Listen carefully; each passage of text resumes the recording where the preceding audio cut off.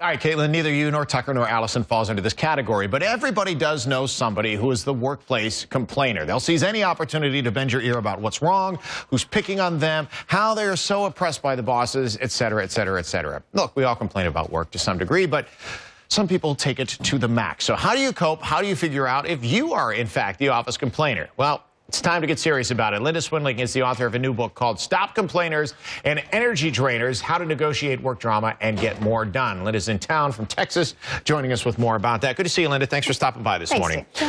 Did anybody inspire this in particular that you worked with over the years? Yeah, you know, I have worked with all of them. I've worked with the bully, that controller, and I've worked with the whining person who won't do anything. I've worked with all types of those people. You're listing 5 different kinds of complainers. Right. The whiner, the complicator, the prima donna, the controller, and the toxic. Very good. Yeah, yeah. And a little cheat sheet there. A little cheat sheet there will help. Yeah. Any more, I guess, annoying or hurtful than the rest? Well, you know, the ones that'll get you sued are the controllers, because they're the bosses, they're the bullies, they can cause problems. The toxics are the worst.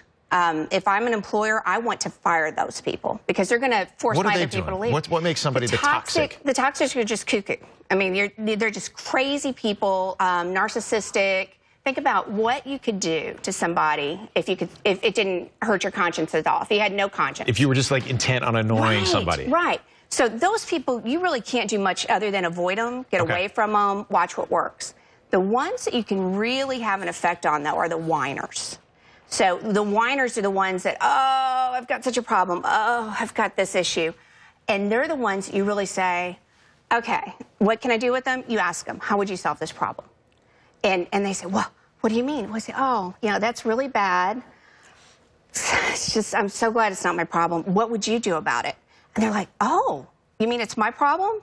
Because that's the worst thing. So kind of put it on them then to make a difference, and instead of complaining about the problem, find the solution themselves. Yeah. How bad does it get as far as dealing with people? I mean, look, we all complain. We said that earlier. Everybody's going to complain to a degree.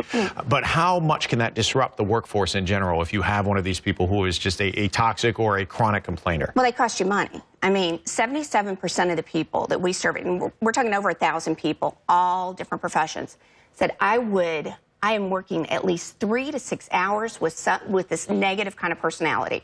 Somebody in there. So imagine that. That's a month to 2 of lost time for 77% of the people that are working. And the others are what? They're figured it out, or they are the complainers. Here's what I find astounding, in that you quote the statistic that there, you know, a huge percentage of people would actually give up a significant raise to not have to work with somebody who is complaining all the time. Yeah, 73% said I'd walk. And not only that, 11% said I have walked. And we're talking a $10,000 raise. $10,000 raise and a promotion, but it meant you'd have to work with a chronic complainer, a negative person all the time, and not somebody who just got under stress. If that high of a percentage of people don't want that negative energy in the workforce, why do so many people continue to complain? Why is that always out there? Well, see, we get under stress and we do our negative. So whatever, you know, if I'm real outgoing, then the way I'm going to complain is really big and really outgoing. If I'm pretty detailed and controlled, that's how I'm going to complain. I'm going to be really detailed. So one size doesn't fit all. All right, so if I want to complain about a few things at work here and there, how do I know if I'm just having a bad day or if I am, in fact, the office complainer? You'll start hearing yourself. And I've got a free assessment. If any of your viewers want to go, it's stopcomplainers.com.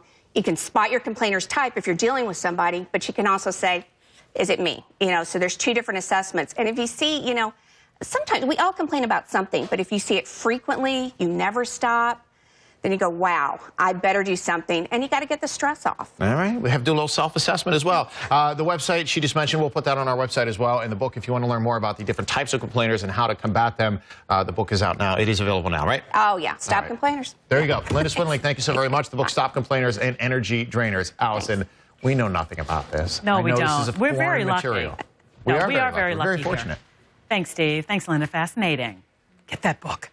In the Fox Beat, Adam.